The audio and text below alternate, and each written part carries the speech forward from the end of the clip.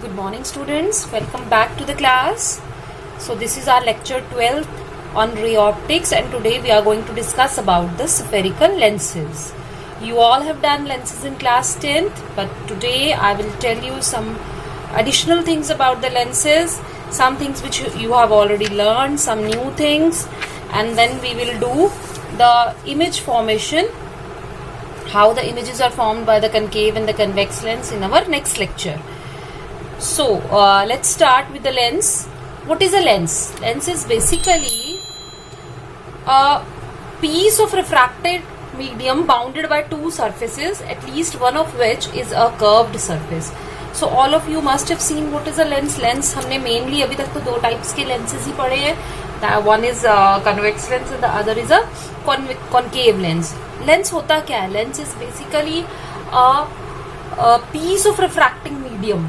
एक ऐसा refracting medium का पीस बनाया जाता है which is bounded by the it is made by basically two surfaces. There are two refracting surfaces. When they are bounded together they form a lens. Condition is the one of the refracting surfaces must be spherical. ठीक है कि जब आप lens बनाते हैं तो जिन दो refracting surfaces को बाउंड कर आपकी ये लेंस बनती है, उनमें से एक refracting surface must be spherical, the other can be plane or it can be spherical. The commonly used lenses are the spherical lenses. The lenses which we come across in our daily life are mostly spherical lenses. These lenses have either both surfaces spherical or at least one of the surface spherical and the other plane.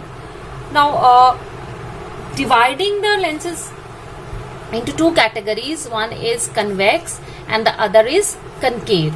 ठीक है. Now we have different types of convex lenses and different types of concave lenses. First of all, I'll talk about the double convex or biconvex lens, जिसको आप normally convex lens भी कहते हैं. Basically, that is a double convex lens, or you can say it is a biconvex lens. It has two refracting surfaces. Just ये देखिए, ये भी आपका एक refracting surface है. This is convex and the other is also, ये भी refracting surface है. This is also convex. Thus, the lens which is convex on both sides is known as double convex or biconvex lens. Now, the point to be noted here is how can we decide about the nature of the refracting surface? तो बच्चे याद रखना कि refracting surface is always drawn. Refracting surface is always drawn with respect to the rarer medium. किसके हिसाब से draw किया जाता है? With respect to the rarer medium. Since this refracting medium is of a high refractive index, ये denser medium होगा और जो air है इसके सराउंडिंग में उसको हम rarer medium मानेंगे. तो इसका जो refracting surface है that will be with respect to the rarer medium. तो rarer medium कौन सा हुआ? ये जो सराउंडिंग का है. तो देखो आप कि रेयरर मीडियम के हिसाब से ये सरफेस कैसा आ रहा है? कॉन्वेक्स. ठीक है. रेयरर मीडियम के हिसाब से ये कैसा आ रहा है? Convex. So it is convex from both the side, so that is why it is known as double convex और बाइकॉन्वेक्स लेंस. ठीक है. Similarly, now second type of the convex lens is plano convex lens. Means the first refracting surface is plane and the second refracting surface is convex. Is it okay? It is plane with respect to the rarer medium, that is air. It is convex with respect to the rarer medium, which is air. इसका मतलब है ये आ गया आपका plano-convex lens.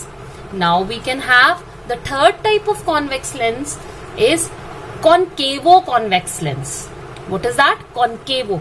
तो यहाँ देखिए, this surface, ये जो पहला surface मेरा आ गया, ये आ गया concave and this is your convex with respect to the rarer medium. Air के हिसाब से ये वाला सरफेस क्या है? concave and with respect to the air ये वाला सरफेस क्या है? convex. तो वो बन गया मेरा concavo convex lens. So these will be the three types of convex lens we will come across. And remember one thing कि जो आपने मिरर्स में पढ़ा है, द नेचर विच वॉज जो इमेज फॉर्मेशन या जो उसका कन्वर्जिंग नेचर था, जो उसमें कौन दिखाता था कन्वर्जिंग नेचर? स्फेरिकल मिरर्स में से कनकेव मिरर कन्वर्जिंग नेचर दिखाता है। एंड हियर जो नेचर आपको कनकेव मिरर दिखाता था वो नेचर यहाँ पर लेंसेज के केस में कौन दिखाएगा? Convex lens. ठीक है, तो अभी जैसे जैसे आप आगे बढ़ते जाएंगे ये चीजें मैं साथ ही साथ क्लियर करती जाऊंगी। सो in case of mirrors, if concave mirror is known as the converging mirror, in case of lenses, convex lens is called as the converging lens. So now we'll come to the next category, and that is concave lens. Concave lens is here analogous for the convex mirror. तो जैसे उधर हम mirrors के case में हम कहते थे कि convex mirror is a diverging mirror, here concave lens is a diverging lens. ठीक है, और इनके स्ट्रक्चर के बारे में यहाँ से मैंने आपको कॉन्वेक्स लेंस का स्ट्रक्चर ये आप देखिए कैसा होता है। It is thick at the middle and thin at the edges, और कॉन्केव वाला जो है that is opposite, it is thin at the middle and thick at the edges. Similarly, as we have in the case of convex lenses, similarly in the case of concave lenses also we have three types of lenses.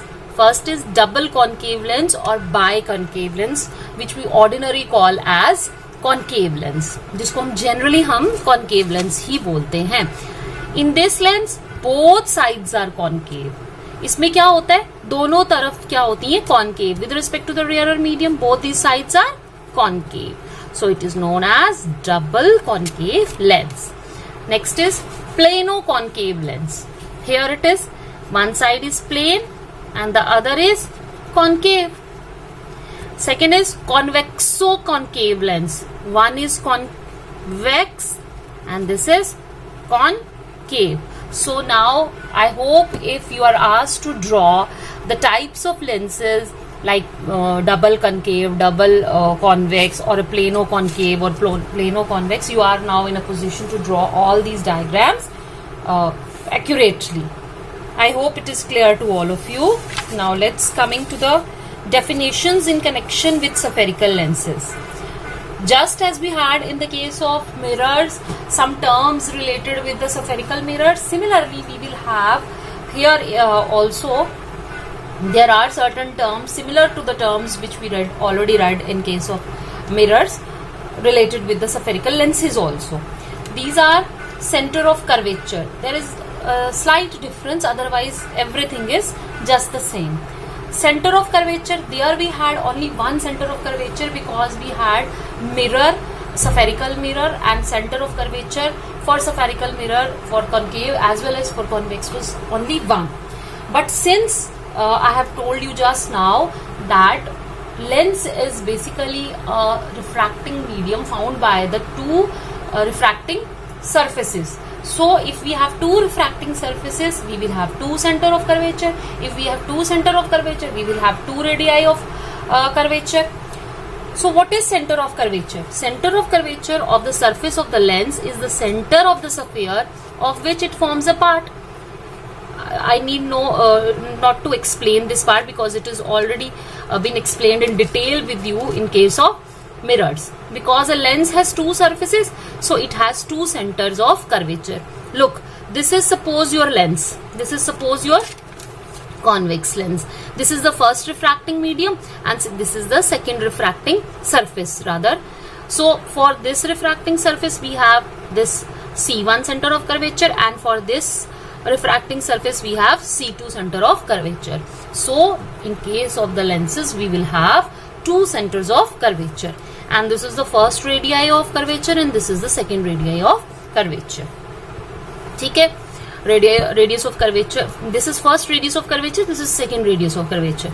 So the radius of curvature of the surface of a lens is the radius of the sphere of which surface forms a part. ये मैंने उसमें आपको clear किया था कि कैसे हम ये पार्ट बनाते हैं. We consider a ball and we cut a slice, और जिस बॉल का वो स्लाइस होता है उसी का सेंटर और उसी का रेडियस ऑफ कर्वेचर जो होते हैं वो रिफ्रैक्टिंग या रिफ्लेक्टिंग सरफेसेस के सेंटर या रेडियस ऑफ कर्वेचर कहलाते हैं. Now we come to the point principal axis. It is a line joining the centers of curvature of the lens.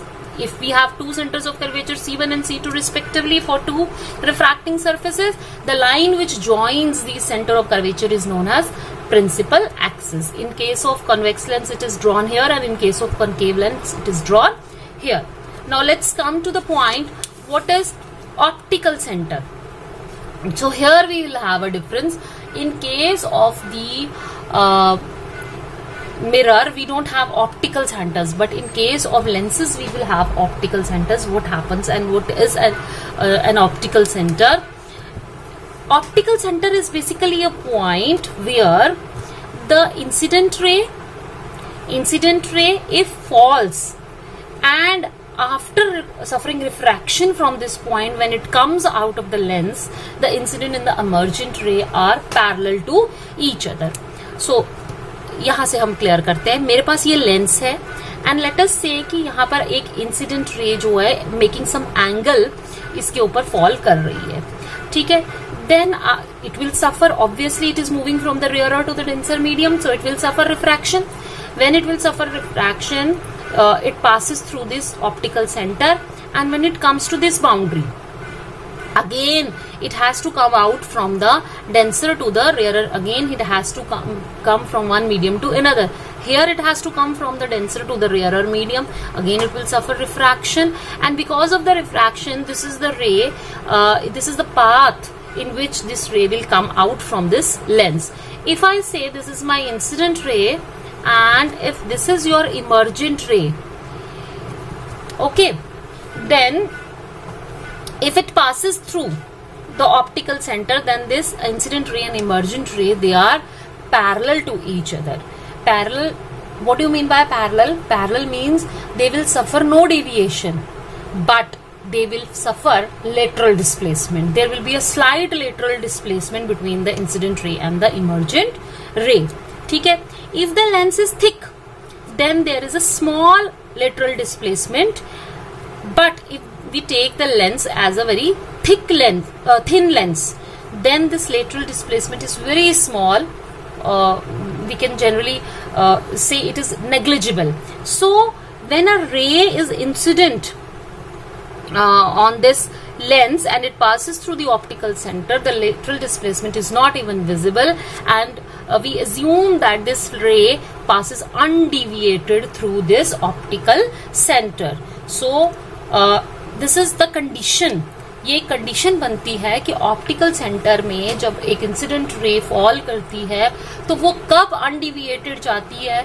Undeviated means कि पैरेलल होने के साथ साथ उसमें जो लेटरल डिस्प्लेसमेंट है वो भी ऑलमोस्ट नेग्लिजिबल होती है. This is the case when we take small thin lenses. In case of thick lenses, there is no deviation, but there is a slight lateral displacement. So let us say if a ray of light is incident on a lens such that after refraction through the lens, the emergent ray is parallel to the incident ray, the point at which the refracted ray intersects the principal axis is called the optical center of the lens. Okay, if the radii are now, first of all, let me clear this point. कि बहुत सारी books में आपको ये definition मिलेगी कि optical centre is the point through which when the incident ray और the refracted ray, incident ray when falls on the lens after refraction, if the refracted ray passes through this optical centre, it will go undeviated. But the reason why it goes undeviated is not indicated there. ठीक है, वो वहां पर उन्होंने mention नहीं किया. उन्होंने सिर्फ ऑप्टिकल सेंटर को वो पॉइंट बताया कि अगर कोई इंसिडेंट रे जो है वो लेंस के ऊपर फॉल करती है मेकिंग सम एंगल, तो जब वो आफ्टर रिफ्रैक्शन ऑप्टिकल सेंटर से पास करेगी तो उसमें कोई डेविएशन नहीं होगी. लेकिन क्यों नहीं होगी, उसके बहुत सारे 2-3 रीजंस होते हैं.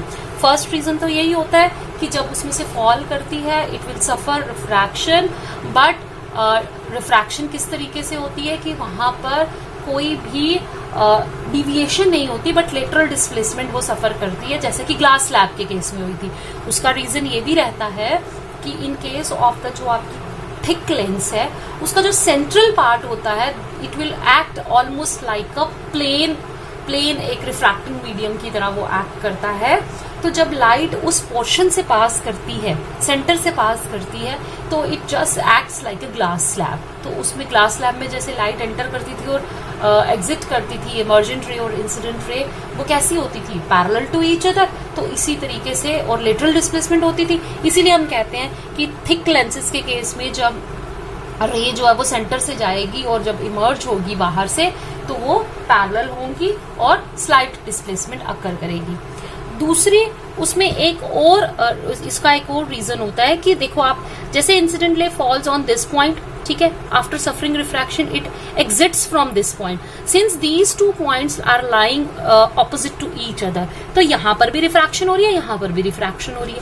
जितनी ये रे यहां से इधर बेंड करेगी टुवर्ड्स द नॉर्मल, तो यहां से बाहर आते टाइम ये रे बेंड करेगी अवे फ्रॉम द नॉर्मल।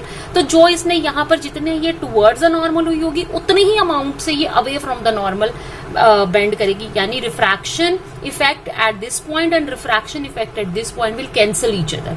तो रे जो है वो ऑलमोस्ट कैसी जाएगी? अनडिविएटेड। ठीक है, so this is also one of the reasons. So आपने अब आगे से एक ही बात याद रखनी है कि जब भी कोई इंसिडेंट रे ऑप्टिकल सेंटर से आफ्टर रिफ्रैक्शन पास करेगी, it will go undeviated, there will be no change in its path. Now come to the focus, principal focus. So in case of lenses again we will have two principal focus. ठीक है, जैसे कि इसमें हर चीज centre of curvature दो हैं और radius of curvature दो हैं, उसी तरीके से इसमें प्रिंसिपल फोकस भी दो होंगे। सो फर्स्ट प्रिंसिपल फोकस, ठीक है, हमारे पास आ गया पहले कॉन्वेक्स लेंस, फिर आ गया हमारे पास कॉन्केव लेंस। तो फर्स्ट प्रिंसिपल फोकस को हम कैसे डिफाइन करेंगे? ये एक ऐसा पॉइंट है जहां से अगर रेज एक्चुअली आ रही हैं, यहां से देखो, अगर ये कॉन्वेक्स लेंस है तो rays are actually coming out of this point. So ये वाला जो आपका पॉइंट है, ये सोर्स जो है, it will act as a diverging source. यहां से इंसिडेंट रेज ये आई, लेंस के ऊपर फॉल हुई, after refraction they become parallel to the principal axis. और in case of the concave lens, ये जो rays हैं, incident rays, these are not actually coming from this point, but they appear to come from the point, and the point from which they appear to come is known as the first principal focus, and after refraction they become parallel to the principal axis. ठीक है, तो आपने देखा in case of the convex lens, the first principal focus lies on the left side, and in case of the concave, it lies on the right hand side. So what is how to define it? It is a fixed point on the principal axis such that the rays starting from this point in case of the convex, or appearing to go towards this point in case of the concave lens, after refraction becomes parallel to the principal axis, and the distance between the optical center and the focus is called as the first focal length. Here it is called first focal length. Now we come to the second principal focus. What is the second principal focus? It is a fixed point on the principal axis where the incident rays parallel to the principal axis after refraction converges or appear to diverge from. ठीक है, मतलब ये आपकी incident rays है which are parallel to the principal axis, और after refraction ये जिस point के ऊपर एक्चुअली मीट करती हैं, कन्वर्ज करती हैं, उसको कहते हैं हम सेकेंड प्रिंसिपल फोकस। और ये हमारा कॉन्केव लेंस है, तो प्रिंसिपल एक्सिस के पैरेलल हमने इंसिडेंट रेज ली हैं, these are my refracted rays, और वो रिफ्रैक्टेड रेज जहां से आती हुई हमें अपीयर होती हैं, उस पॉइंट को हम कहते हैं सेकेंड प्रिंसिपल फोकस। ठीक है, तो I will read it out for you. It is a fixed point on the principal axis such that the light rays incident parallel to the principal axis after refraction through the lens either converge to this point in case of the convex lens, or appear to diverge from this point, that is concave lens, and the distance between the optical center and the focus is known as the second focal length. And children, please note one thing, that whenever we talk about the focal length in case of the lenses, we are talking about the second focal length. We are not talking about the first focal length, we are talking about the second focal length. तो जब भी हम lenses के case में focal length की बात करेंगे तो हम इसी फोकल लेंथ की बात करेंगे, सेकेंड वाले की, जहां पर the rays after refraction meet करती हैं एक्चुअली या अपीयर करती हैं मीट होती हुई, वो वाला जो फोकल लेंथ है उसी की हम बात करते हैं, that is the second focal length. तो यहां से आपने देखा कि for the convex it is focal length is, मैं यहां लिख देती हूं, फॉर कॉन्वेक्स फोकल लेंथ कैसी होती है, positive, because it is on the right hand side, and for concave focal length is, ये आगे हमें जरूरत पड़ेगी जब we have to solve the numericals. ठीक है, मैंने लिखा हुआ यहां पर भी. Generally, the focal length of a lens refers to the second focal length. Therefore, the focal length of the convex lens is positive and that of the concave lens is negative. And what is the aperture? Aperture is the diameter of the circular boundary of the lens. अगर आपने lens देखे हैं lab में तो जो lens आप हाथ में पकड़ते हैं उसका जो पूरा डायमीटर रहता है सर्कुलर बाउंड्री का, that is known as the aperture of the lens. ठीक है, now we will do the rules for obtaining images by the convex lens and rules for obtaining images by concave lens. बिल्कुल similar rules हैं जो हमने mirrors के case में किए हैं. Before image formation I will discuss these rules with you. Same वैसे ही है. फर्स्ट रूल क्या है कि any ray which is parallel to the principal axis after refraction passes through the focus. ठीक है, मीन्स ये आ गया मेरा लेंस और ये आ गई मेरी एक रे which is incident ray which is parallel to the principal axis. This is my optical centre, this is my focus. After refraction it will pass through the focus. This is our rule number 1. Rule number 2 is any ray which any incident ray, rather you will write it as, which passes through the focus after refraction becomes parallel to the principal axis. ठीक है, तो ये मैंने अगर lens draw किया,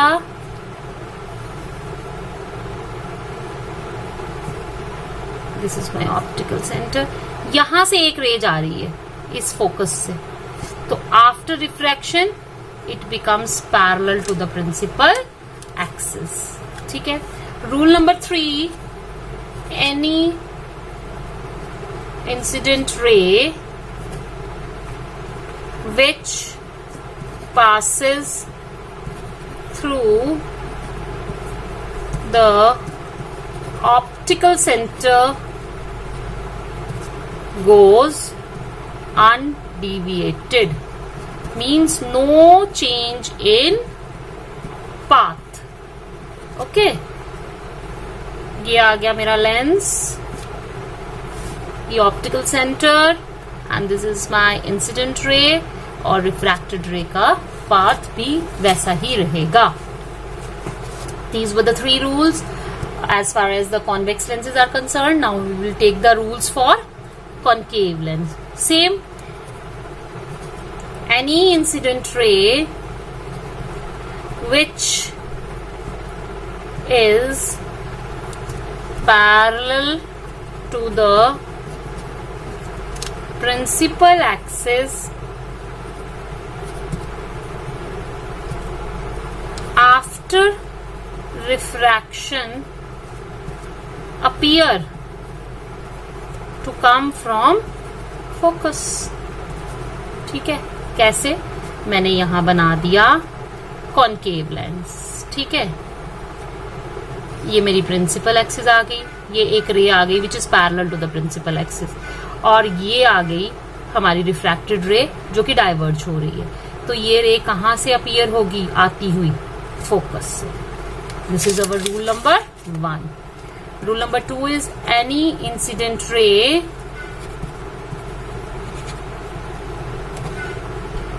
passing through the optical center goes undeviated. तो मेरा ये आ गया लेंस, ये आ गया ऑप्टिकल सेंटर, इससे जो पास करेगी वो कैसी जाएगी? Undeviated, means there will be no change in its path. I hope आपको ये रूल्स क्लियर हो गए होंगे एंड यू नो कि for drawing the images at least हमें कितनी रेज चाहिए होती हैं मीट करने के लिए आफ्टर रिफ्रैक्शन? 2 रेज। तो इन्हीं रूल्स के बेसिस पर in my next lecture I will be discussing the image formation by the convex lens and the image formation by the concave lens. वो बिल्कुल वैसे ही है सेम जैसे कि आपने मिरर्स में किए थे। आपने कॉनकेव मिरर के लिए जो केसेस किए थे यहाँ पर वो होंगे for convex lens. Concave mirror के लिए अगर आपको याद है तो आपने 6 केसेस किए थे, जिसमें से 5 में रियल इमेज बनती है और 1 में वर्चुअल बनती है। सिमिलरली कन्वेक्स लेंस में भी वही 6 केसेस होंगे, 5 में रियल बनेगी और 1 में वर्चुअल बनेगी। और जो आपने वहां पे कॉन्वेक्स मिरर के लिए किए थे, 2 पोजीशंस डिस्कस की थी, वो हमारे यहाँ पर बनेंगे in case of concave lens के केस में। 2 पोजीशंस पर डिस्कस करेंगे और हम उसी तरह से समरी चार्ट बनाएंगे और बिल्कुल सेम वैसा ही है। आपको अगर एक याद है तो दूसरे को आपको अंडरस्टैंड करने में ज्यादा प्रॉब्लम नहीं आएगी। सो आई होप स्टूडेंट्स आप फॉलो कर रहे हैं, समझ रहे हैं, अपने नोट्स मेंटेन कर रहे हैं। तो till my next video, goodbye, stay home, stay safe. Thank you.